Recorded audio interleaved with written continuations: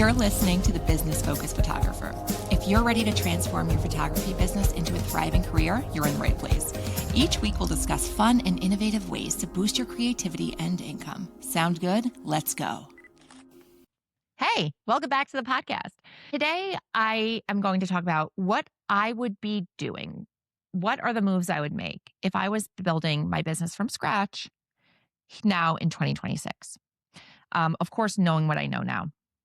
But I'm going to hypothesize based on the assumption that I don't already have an existing portfolio and that I am a new artist with no reputation, no client base, of course, nothing like that.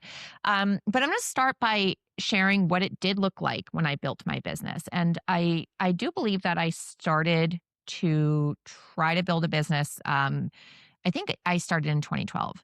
So of course the landscape was really different. Social media was a viable way of getting, serious visibility and what you put out people would see, and it wasn't it didn't feel so crowded. I don't think a ton of businesses were using social media yet, so you did stand out when you appeared there.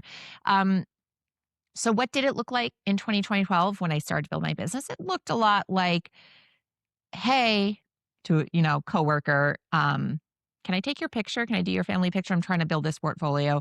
Putting a social media post, and I could share a screenshot of this somewhere. It was like, hey, I'm trying to build my portfolio. Does anybody have any dogs that I could photograph? Does anybody, like putting myself out there.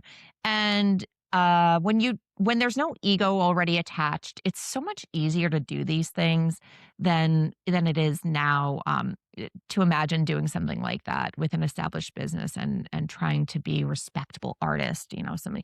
But it was different, and I think what was so different was that for me, a few things that are specific to my business was that lifestyle family photography was somewhat of a new concept. It was a new concept. It didn't really have a name yet. So to be putting myself out there, putting out this new type of family photography that in itself just made me stand out. That was really different. Social media was different. It actually worked for marketing, for visibility, everything like that. And I did a lot of, dropping my business cards off at places and reaching out to different local organizations and offering to do things for free, doing a lot of work for free or very low cost. And from there, slowly, very slowly, building up a client base, building up a portfolio, teasing out what my style was, what my artistic voice was, and then honing that, really refining that. And that's basically then been what I've done since. I think it's always that once you figure those things out and you're just basically refining what you believe to be true about or what you want your business to be and who you want to be as a business, as an artist. But I think if I had the luxury of somehow knowing what I know now as a photographer, as a small business owner, there are a lot of things that I would do more strategically, more intentionally, to expedite so that maybe it didn't have to take as long as it took me to reach the income goals that I was trying to reach and to have built the business and to create what I like to create. So I think if I were starting my business today in 2026 and I was completely unknown as a photographer, I did not have a client base, none of that, the first thing I would do is set up lots and lots of free model calls. And I think I would be pretty picky about the people I was photographing. I would start by making sure that my portfolio was diverse and that it represented the people I wanted to work with. I don't think I would be looking, because remember, I'm doing this for free. I'm probably going to get a lot of interest in these model calls. I would be very intentional and picky about who I was working with, and not just on a surface level, because that's important too. I would want to make sure that visually my portfolio was diverse and represented all sorts of ethnicities and family dynamics and family structures. it would be really important to me too to make sure that those actual people that I was working with were probably some of them going to become future paying clients, and to make sure right off the bat that I was aligning myself with the sort of people that I wanted to work with. And in doing that, I would, working with all of these different families, as we all know, you do get an idea of the different archetypes of clients there are, um the different slices of the market there are, and what sort of metrics you can assign to them to help you understand who they are, and then speak to them more clearly. I would then really figure out who my target was. Who did I want to work with? Generally speaking, how much money is this part of the population going to spend on professional photography? And if that's the case, then how can I make that number something that helps me reach my income goals? So having a little bit more strategy and intentionality right from the start is what I would do, instead of, whereas like when I was building my original portfolio, when I was first starting to build my business, I worked with anybody. I didn't turn anybody away. And it slowed down, probably. I think it slowed down the growth of my business, because I ended up having to pivot a few times to really refine my marketing and my brand voice to be speaking to somebody different than the people that I had been working with. I hope this makes sense.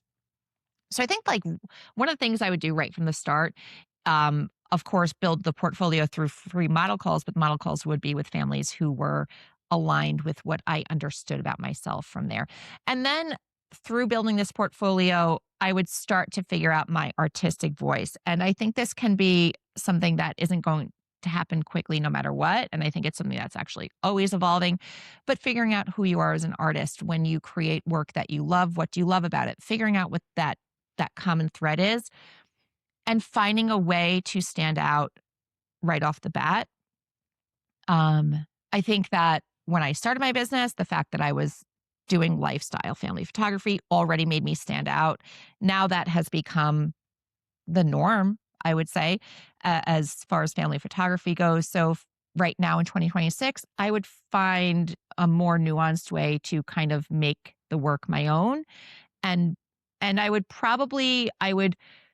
consume a lot of content that inspired me, but I would avoid copying. So finding that balance between copying and inspiration, figuring out what you love, what speaks to you, and then how to make it your own, which is an ongoing practice, of course. I would start off too by building a website and establishing a social media presence right off the bat. I think that the website is something that a lot of businesses forego now, but I think it's still really important. Of course, we can't rely on social media as our only digital presence. You really have to have something that you kind of own, which would be a website. And I would also probably back burner the branding. I would, come up with the business name, and but just make sure that you know the professionalism through a polished website and social media presence was at the forefront. And I would probably spend less time designing logos and figuring out colors and all that stuff.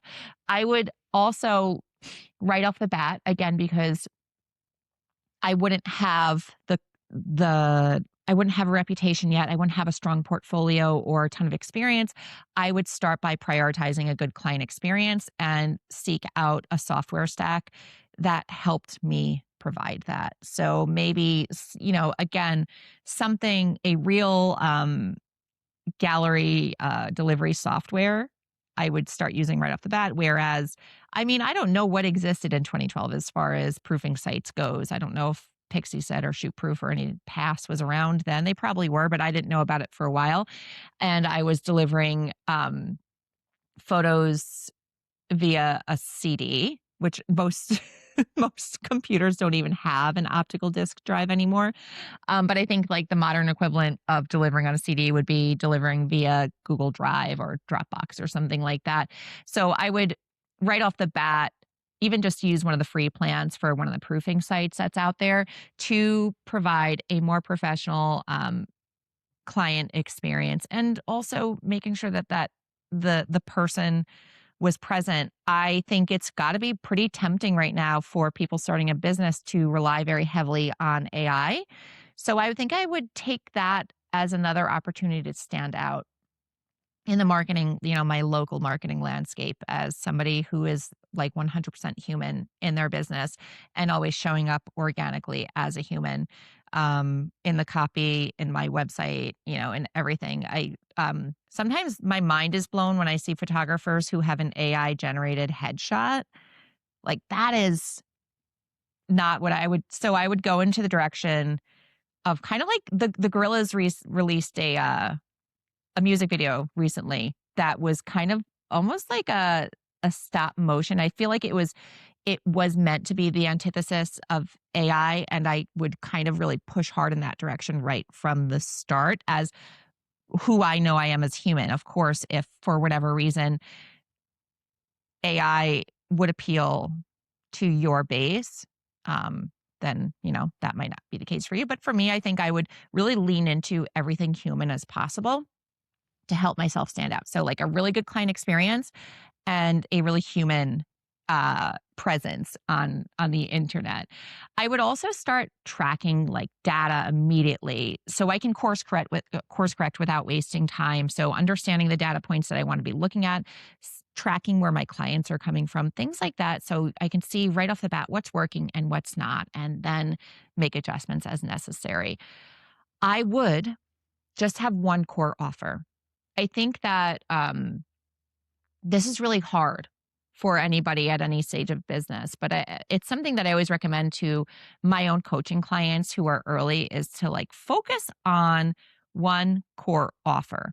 Eliminate these other things that are distracting you and your clients, and just really focus on the one thing that you want to be doing, which is, it can be hard to do. And I think this can only be done after you shoot a lot through those free model calls.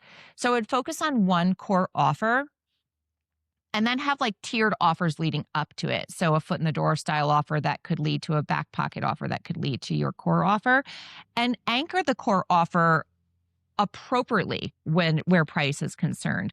So understanding that as a new photographer, maybe nobody's going to buy a $900 session with you, but giving it a spot in your offer suite so that people know that is the premium price point with you. And then what are these other ways to work with you? It does that psychological price anchoring thing. And I think I would do that from the start. And this is all under the pretense that I have done enough shooting for free, that my portfolio is strong, that I'm consistent in what I produce. If you are super green, technically speaking, if you know that like you have a lot to learn and there's a lot, I don't, ideally, I don't recommend charging until you are producing something consistently. But I also understand needing to pay bills. So no judgment.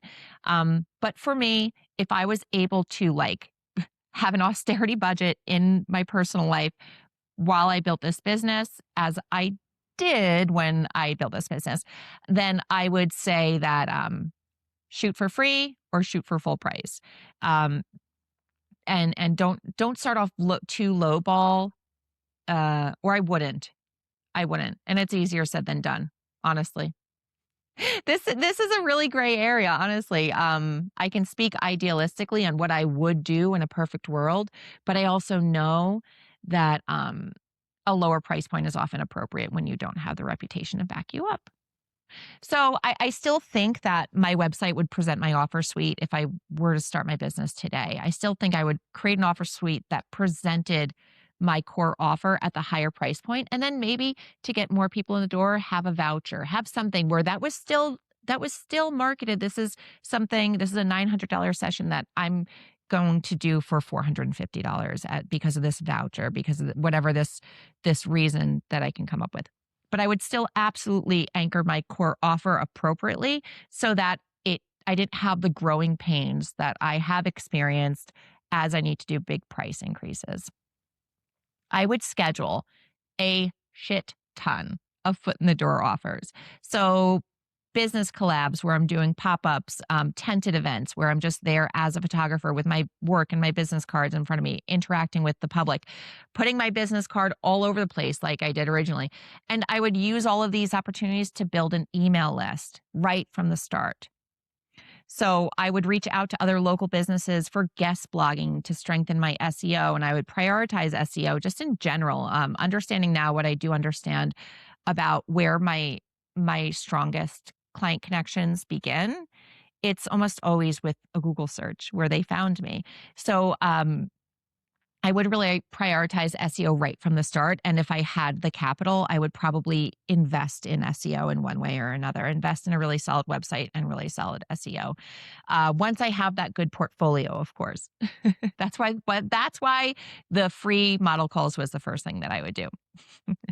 I would also use the extra time that I assume that I would have as a less busy photographer to schedule as much digital marketing as possible. Knowing now that business work, at least for me as a family photographer in a seasonal part of the country, it ebbs and flows. And I know now how to use my downtime. Right off the bat, I would do as much as I can proactively to schedule the marketing to make sure that it's going. Once I have those emails, scheduling a bunch of connecting emails to my email list, things like that, while I have more time than I have money as a business owner. And I feel like I already said this, but like I would network, network, network, network. I would join organizations like the Chamber, Travel Association, Women in Business, whatever groups, associations, organizations that there are, I would be joining them just to show up wherever I can as a photographer. And on that note, I would ensure that as I'm showing up wherever I go, that I'm okay to say, "Hi, my name's Jill. I'm a photographer. I'm a family photographer. I'm a documentary leaning lifestyle family photographer." So being comfortable, I would get really comfortable with being able to say who I was and what I did when I did show up in these public places. Um, and getting my business card out there and just doing that over and over and over again, meeting as many people as a photographer as I possibly can. I think that now in 2026, you're going to stand out even more if you are willing and able to do that. And I think through all this, I would be really picky about who my target was. I just finished recording an interview with Maddie Pashong that will air next week. But basically talking about how it's getting more and more compelling to integrate your convictions into your brand as the world becomes a little bit more volatile. And it would be a whole lot easier for me right now as a small business owner if I had from the start allowed myself to integrate these convictions, these values into my brand uh, as I want to now. It would ensure that I was better aligned with my clients, that nobody ever felt blindsided after hiring me when they discover certain things about me, and vice versa, honestly. So I think that would be something that I would probably do right from the start, even though it was scary. But when I opened up my business, that wasn't as much of a concern, and hindsight is 2020. But right now in 2026, I think that that's something that I would do right from the start, is to make sure that I was being honest about who I was within my own personal brand, who I'm trying to appeal to, and also who should be repelled by me, who I should be repelling, so that when I continue to show up as myself, I'm not repelling the people that are already paying me money. I would say that's what I would do now in 2026 if I was starting my business. If you are a new photographer, I would love to hear what you're doing, what's working. It's so interesting to me to look at this part of the business journey and see how it really does change. What would work in 2012 is definitely not all what would work now. But I do think that there are some principles that will stand the test of time, like networking, um, making sure that a good client experience is front and center in your business, being really clear about what you are selling and what you do well and what you don't do well. So that niching part that can be a little bit, a lot of people will disagree with me there, but I do think that if you're able to do that, that's really strong. So figuring those things out early on in your business, establishing yourself, getting the reps in, shooting a lot for free, um, shooting with the people who you do want to be working with long term. That's what I would be doing now in 2026 if I was starting a business. I hope this has inspired you. I hope this has given you a little bit of clarity if you are at that stage in your business. And I would love to hear from you too, if you have differing ideas for how you would hypothetically do this if you were starting your business in 2026. Thanks for listening. I'll see you next time. So until next time, keep shooting, keep creating, and keep building the business that supports your dreams. Have a fantastic week. And remember, in the business of photography, your creativity is your biggest asset.